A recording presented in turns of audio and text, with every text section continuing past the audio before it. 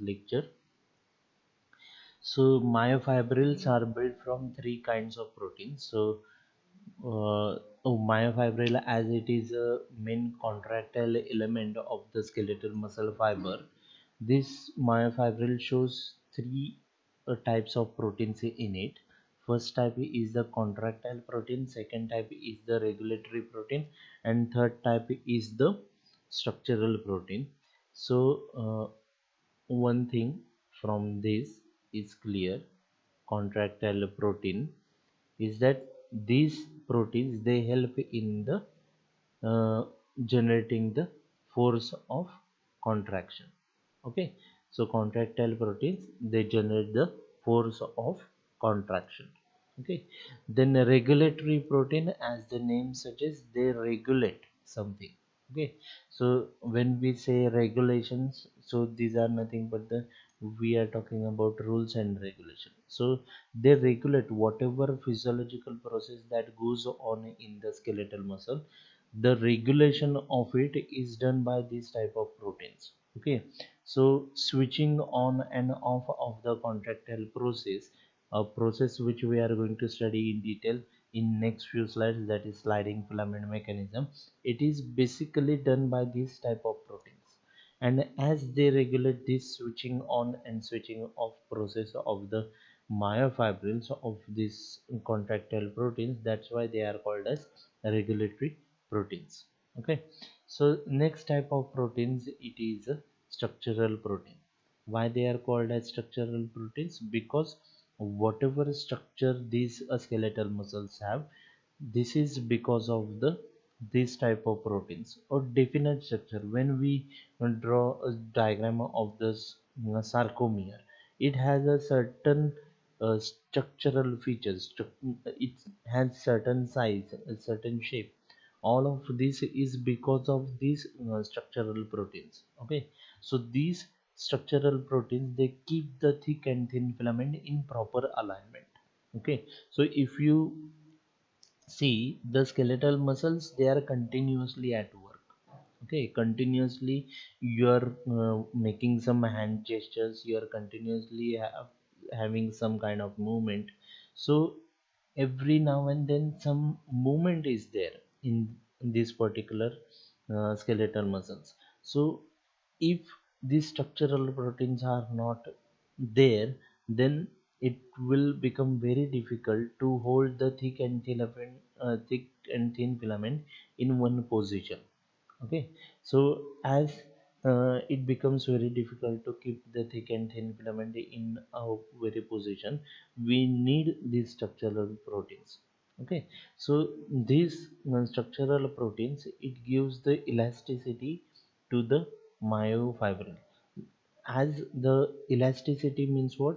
When something gets stretched, and if it comes back to the normal shape, then we can say that that particular thing is elastic. So same thing is the elasticity of a rubber. Okay, if you stretch the rubber and if you leave it, it will come back to its normal position. Okay, so like that myofibrils also, they are continuously being stretched. Okay, they are continuously being contracted. Okay, so when this contraction and the stretching of the muscle is happening, it doesn't happen that they lose their normal shape and size after some time. Okay, so they regain their normal shape and size. It is because of these structural proteins.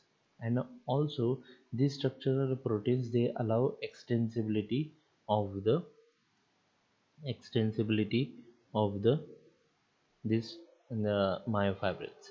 And also they link the myofibrils to the sarcolemma. Okay, sarcolemma and the extracellular matrix. Okay, so next is, so we will start with the one by one proteins we are going to see. So first of all, contractile proteins, next one will be the regulatory ones, and lastly we are going to see about the structural proteins. So in contractile proteins, there are only two, that is first one is actin and second one is myosin.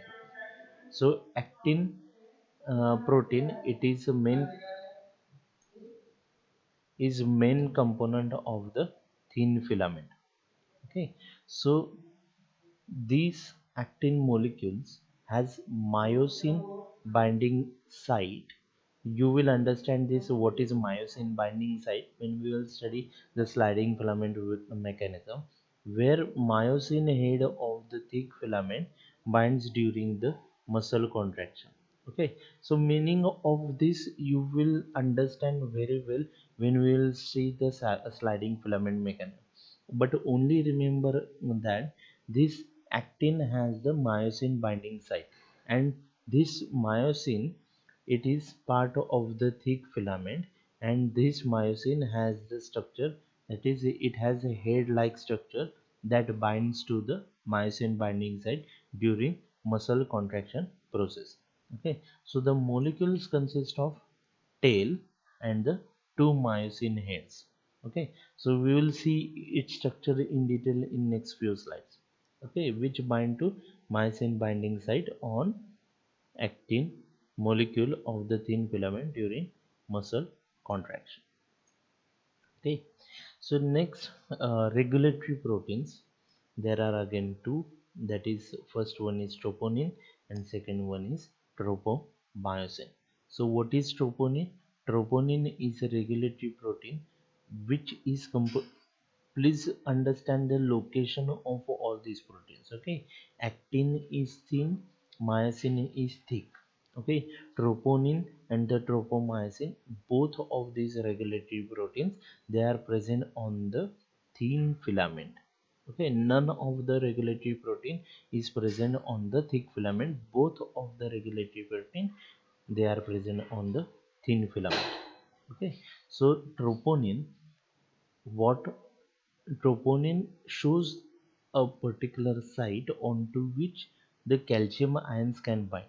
Okay, so this binding of calcium ions to the troponin, what happens, it brings about conformational change or shape change in the troponin. Okay, so when the shape of the troponin changes, what happens, it moves tropomyosin away from the myosin binding site on the actin molecule. Okay, so you should understand one thing very clearly. If suppose this is the actin molecule, okay, so this is myosin binding site on the actin molecule. This myosin binding site, it is not open. Okay, in a relaxed state it is closed by the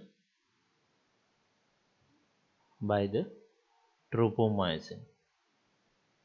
Okay, tropomyosin. Okay, so in contact with this tropomyosin there is troponin. Okay, so when calcium binds to this troponin, this tropomyosin, it moves away, and as it moves away, the myosin binding site, it opens up. Okay, or it is exposed. Okay, so how this myosin binding site gets exposed?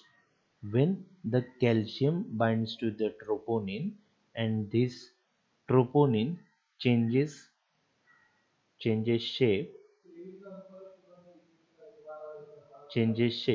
and as it changes shape, the tropomyosin, which is band like structure, it moves away from the myosin binding site of the actin, and as this moves away from the myosin binding site of the actin, the myosin binding site is opens up, or it is exposed to the head of the myosin. Okay, which is part of the thick filament. Okay, so the tropomyosin, similar, so when skeletal muscle fibers are relaxed, tropomyosin covers myosin binding site on the actin molecules, thereby preventing myosin from the binding to the actin. Okay, so now structural proteins. So there are in total 5 structural proteins that we are going to study. So first one is titin, second one is alpha actinin, third one is myomycin, fourth one is nebulin, and last one is dystrophin. Okay, so let's see about titin. So it is a structural protein that connects Z disc to the M line.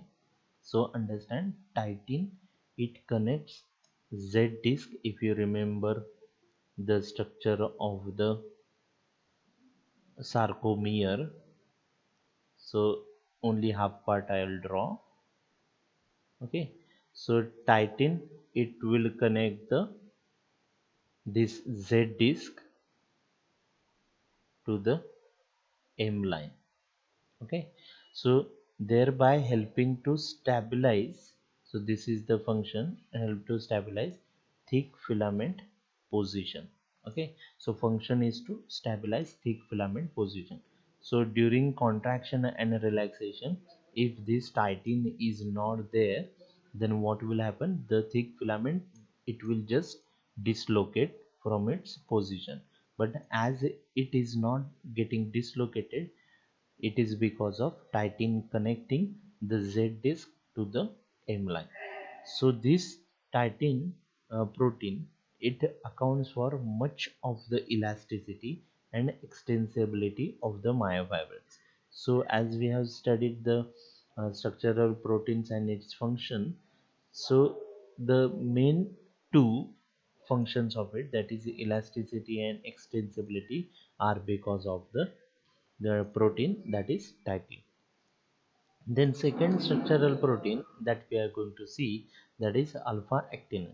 So it is structural protein of the Z disc that attaches to the actin molecules of the thin filament and to the titin molecules. So these alpha actinin, they make up the Z disc. Okay, so they just connect two things together. Okay, one thing, that is the actin molecules, actin proteins of the thin myofilaments, and they also connect to the titin molecules. Okay, the next structural protein is the myomycin. Okay, so myomycin, you can see it starts with the letter, that is M. Okay, so it will help you to understand or remember very clearly that myomycin makes or forms the M line. Okay, so M line, myomycin. Okay, so it will become very easy to remember, M M. Okay, so it binds to the titin molecules and connects adjacent thick filaments to each other. So what the function it plays?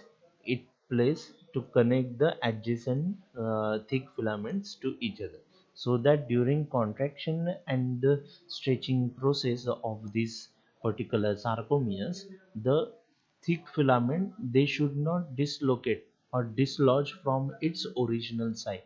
They will remain at the particular position, and this M line, it helps to do so. And as the M line, it is made up of myomycin, it is its function.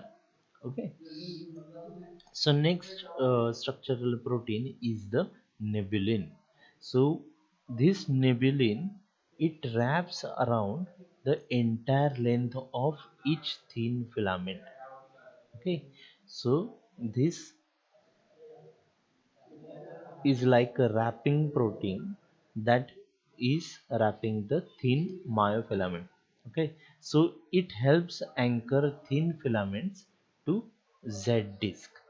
Okay, and also it regulates length of thin filaments during development. Okay, so next structural protein is dystrophin. So this structural protein, it links thin filaments of the sarcomere to integral membrane proteins in the sarcolemma. So this is how the, the sarcomeres, they are connected to the sarcolemma. Okay, by means of a protein that is called as dystrophin. Okay, So these are attached in turn to proteins in connective tissue matrix that are surround the muscle fibers. Okay, so it is thought to help reinforce sarcolemma. Reinforce means giving additional strength to the sarcolemma and help transmit tension generated by the sarcomeres to the tendons. Okay, so tension is getting created in the sarcomeres, but unless and until the sarcomeres of the myofibrils, if they are not connected by any means to the exterior environment, then the contraction will happen in the sarcomere, but it won't get reflected into the contraction of the skeletal muscle. So unless and until they are connected with some kind of a protein, there won't be any contractile force generated by the skeletal muscle as a whole. So dystrophin is the structural protein that connects the sarcomeres to the sarcolemma, and which in turn connects to the connective tissue layers of the skeletal muscle fibers. Okay, and as this is connected, this provides or this transports the contractile force which is generated by the myofibrils to the tendons.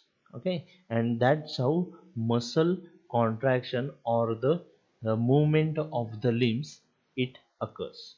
Okay, so this is how it is shown. So you can see the structure of the sarcomere. So this is Z line or Z disc. So in different books you may find different terminologies are being used. In Totora they are saying it is Z disc. This diagram is taken from the online source. So it says Z line, but remember this portion is nothing but the Z disc. Okay, it is Z. Okay, so this portion you will find only the light or thin filament, so it is nothing but the I band. Okay, so in this portion you will find the zone of overlap. You can see the thin filament is overlapping with that of the thick filament. Okay, so it is zone of overlap. Okay, so in this portion we have only the thick filament, so it is H zone. Okay, so you can see the structure. This is the tail of the myosin and these are the heads. Okay, so these heads they bind to the myosin binding site. You can see uh, this whole like structure. This is myosin binding site and this is troponin. Okay, so onto this troponin, when calcium binds this tropomyosin, it moves away from the this myosin binding site, and as it moves away from the myosin binding site, these myosin binding site they open up to the these myosin heads, which are the actin binding sites, and when this binds to this, the contraction happens. Okay, so next very important point, one second. Next very important point, that is neuromuscular junction structure. Okay, so we will study it uh, very clearly as uh, one sure short question is possible on this, that is neuromuscular junction structure and how it works for 5 months. Okay, so first of all, see what are the components of the neuromuscular junction. Let us divide this word into two parts, that is neuromuscular. Okay, so this neuromuscular can be divided into two, that is neuro and the muscular. So neuro, it is related to neuron, and muscular, muscle. Okay, so a neuron connects to the muscle, and where it connects to the muscle we call it as neuromuscular junction. It is a junction between a neuron and a muscle. So muscle under question over here, it is a skeletal muscle.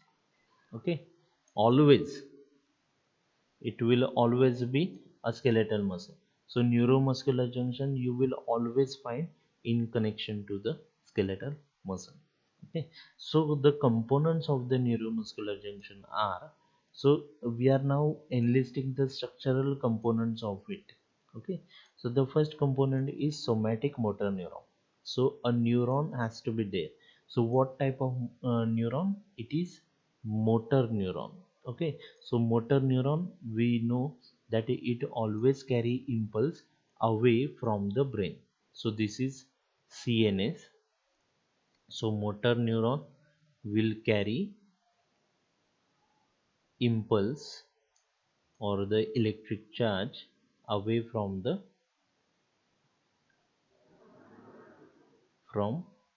brain or CNS. Okay, so second word in it, it is somatic. Okay, so whenever we will study the nervous system as a chapter, we can divide the nervous system into basically three parts. Okay, so central nervous system, then in peripheral nervous system, in again peripheral nervous system it can be divided into autonomic nervous system, then enteric nervous system, and separately uh, the somatic nervous system. Okay, the somatic nervous system, it controls the action of the skeletal muscles. Okay, so whichever neurons that form the somatic nervous system, they are called as somatic neurons. And the motor neuron part of it, it is somatic motor neuron. So it arises from the CNS and it innervates myofibril. Innervates means connects. Okay, so what is the end point of this somatic motor neurons is the myofibrils. Okay, so synapse, so it is nothing but this part of it. Okay, this is the synapse. Okay, so this is the somatic motor neuron. Okay, and this is the muscle or myofibril.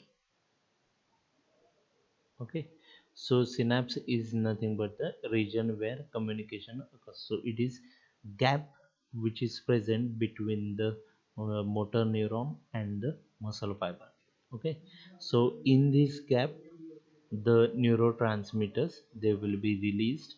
So electrical impulse will come in the somatic motor neuron, and as we know the electrical impulse cannot jump the gap. That's why when it comes over here, it gets converted into a chemical signal. Electrical signal gets converted into chemical signal, that is in the form of neurotransmitter. Neurotransmitter then binds to the receptors which is present post synaptically. This is synapse. Which is before the synapse, it is presynapse. Whichever is after the synapse, it is post synapse. Okay, so the neuron, this neurotransmitter, it is present in presynaptic neuron. Okay, and this neurotransmitter, when it is released by means of an electrical impulse, this neurotransmitter binds postsynaptically onto the specific receptor which are shown in this blue dots. Okay, so next concept is of synaptic end bulb. So this structure is nothing but the synaptic end bulb. So it is cluster of axon terminals of somatic neuron that innervate sarcolemma of the myofibril. So these are the axon terminals which are dilated, which form dilated structure. and it is called as synaptic end bulb. Okay, the next is synaptic vesicle. So this structure is the synaptic vesicle, and this synaptic vesicle is responsible for the storage of neurotransmitter. So membrane, these are the membrane enclosed sacs present in the cytosol of the synaptic end bulb. Okay, so this is the membrane into which the neurotransmitters are stored. The next is motor end plate. Okay, so motor end plate is this part of the muscle, so where the this particular synaptic end bulbs connect, so it becomes the motor end plate. So this is a region of sarcolemma opposite to synaptic end bulb. Okay, so this is synaptic end bulb, and opposite of it the part of the sarcolemma which is called as motor end plate.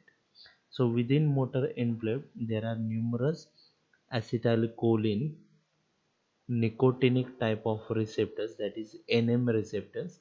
In short, it is known as NM receptor, to which acetylcholine binds, and the receptor are present in the junctional folds. Okay, so if you can see, one second, one second.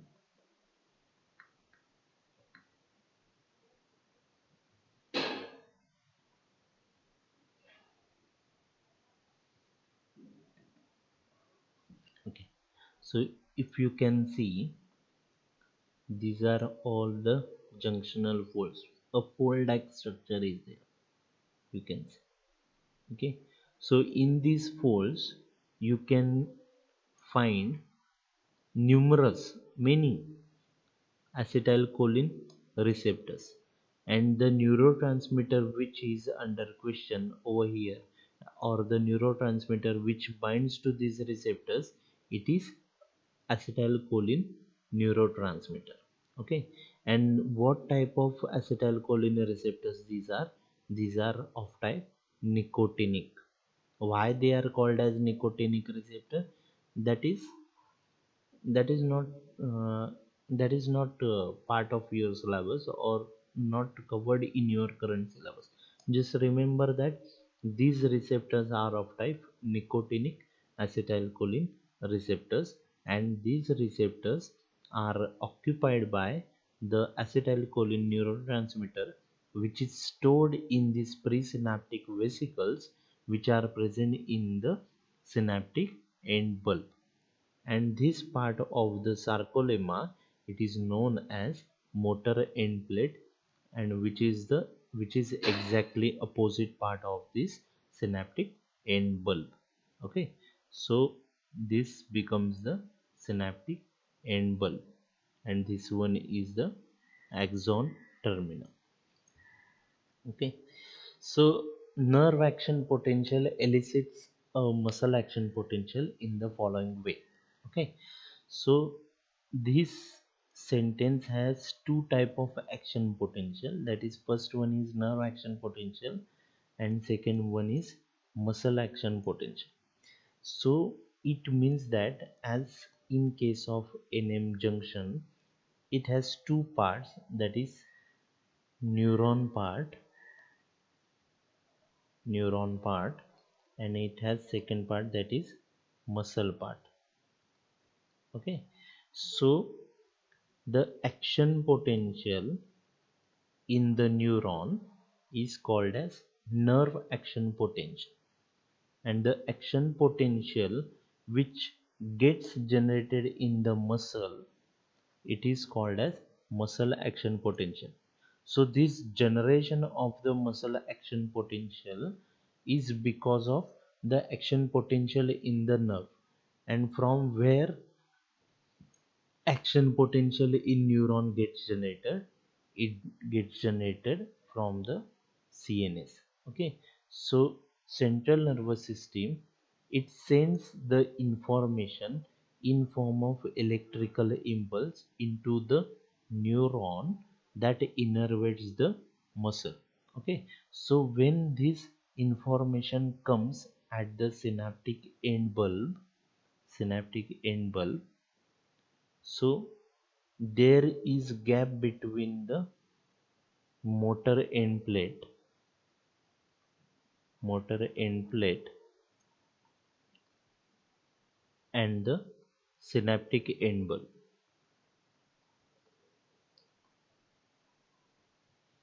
Okay, so there is gap between synaptic end bulb and the motor end. So the action potential comes over here. So as action potential is nothing but the electrical in nature, it cannot jump the gap and enter into the motor end plate.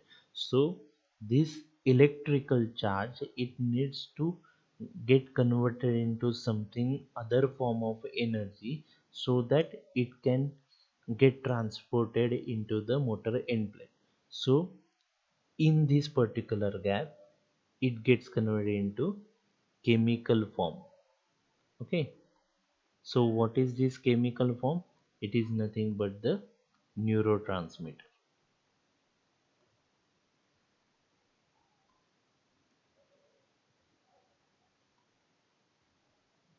Okay, so whatever actions or whatever things that happen at this particular point, it is nothing but all these four processes.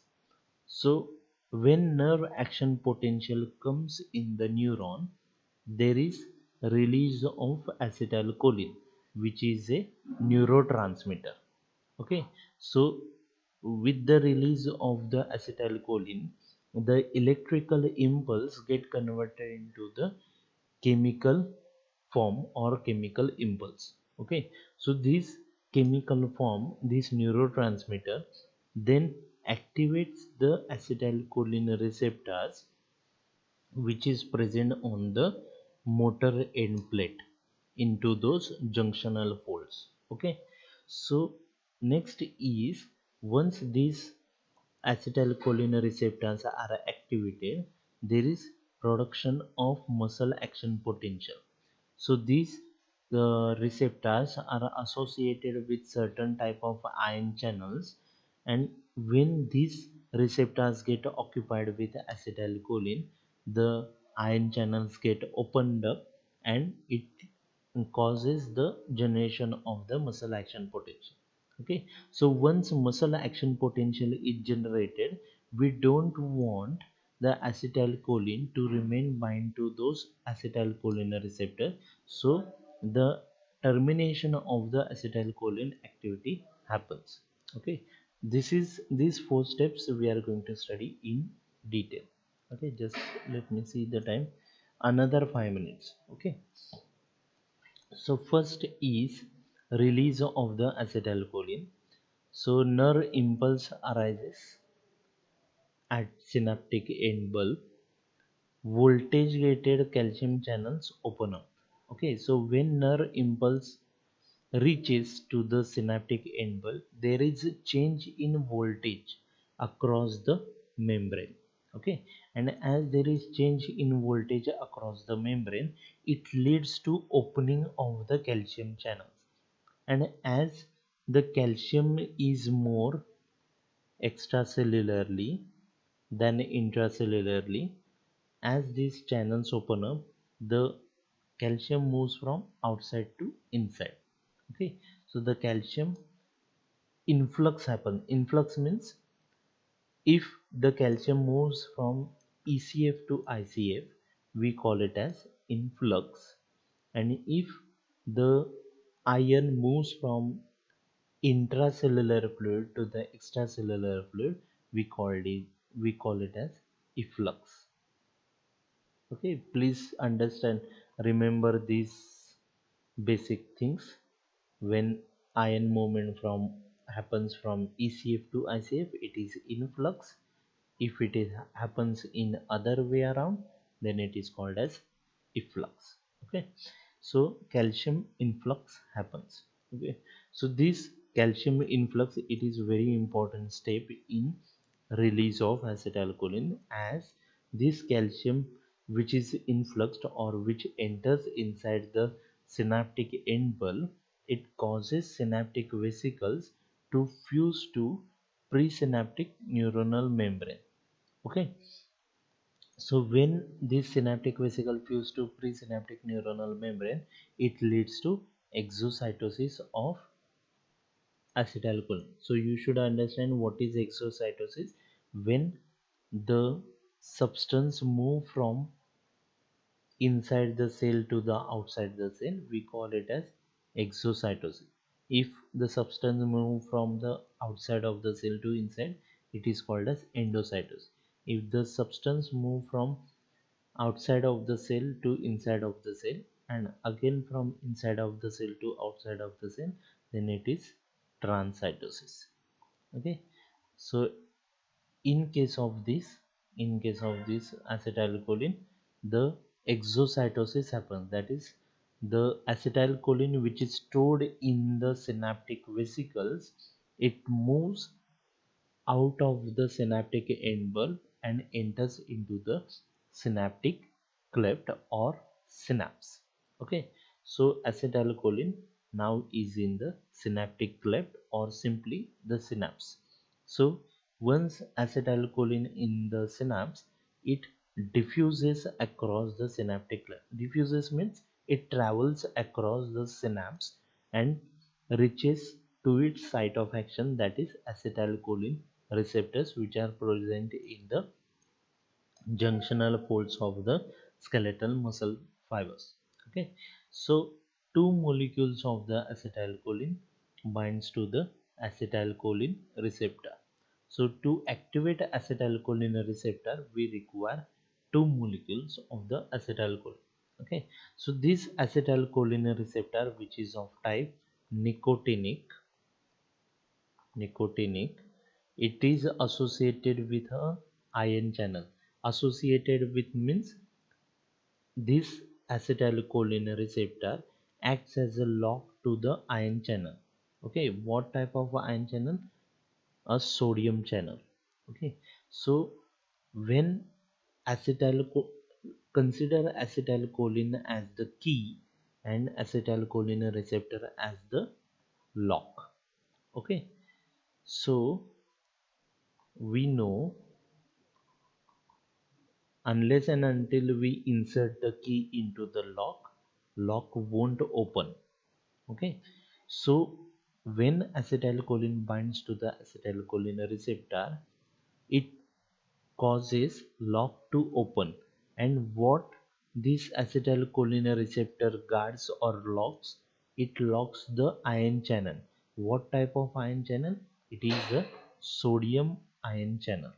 Okay, it locks. Okay, so when acetylcholine binds to the acetylcholine receptor, it opens up the lock on the ion channel associated with it. And as we know, the sodium concentration, its concentration is highest in the ECF as compared to the ICF. The sodium moves from the outside of the cell to the inside of the cell. Okay, that's why the word is influx. Okay, so next step is production of muscle action protein. So once the sodium influx happens, it what happens? The it influx of sodium, it carries the positive charge. So as sodium influx happen, it makes the inside of the muscle fiber more positive. So more positive charge, as it moves from outside to inside, the inside of the cell, it becomes more positive. Okay, and as it becomes more positive, it triggers the muscle action potential generation. Okay, so the muscle action potential which is generated, it propagates or travels along the sarcolemma into the stem of T tubules. So you remember the structural organization. So we have studied the T tubules, that is the transverse tubules, and via transverse tubules, it reaches into the terminal cisterns, and which causes sarcoplasmic reticulum to release more calcium. Okay, so this calcium is released into the sarcoplasm, and when this calcium releases into sarcoplasm, the next process start, that is sliding filament. This is our next point. We will connect these neuro events of the neuromuscular junction with the contraction process. But just remember that this muscle action potential travels along the sarcolemma into the system of T tubules. From T tubules, it travels to the terminal systems. From terminal system, it travels to the sarcoplasmic reticulum. From sarcoplasmic reticulum, which is a storage of the calciums, they get released into the sarcoplasm, and then muscle contracts. So as the function of the acetylcholine is done, whatever work is to be done by the acetylcholine is over, the termination of acetylcholine activity becomes essential. So the effect of the acetylcholine binding lasts briefly, because the acetylcholine is rapidly broken down by an enzyme, acetylcholine esterase. This acetylcholine esterase breaks down acetylcholine into acetate plus choline. Okay, so this enzyme is essential for terminating the action of acetylcholine, which breaks down the acetylcholine into acetate plus choline. So these products, they cannot activate acetylcholine receptor, and as this acetate plus choline cannot activate the acetylcholine receptor, the termination of acetylcholine activity is achieved. So part of it, that is choline, is then taken up by the neuron, which releases the ACH. So the synaptic end bulb from which the acetylcholine gets released, it then takes back the choline, and it is then used for the biosynthesis of acetylcholine. Okay, so that's all for today. A related video to this I will show in my next lecture. Okay, so thank you.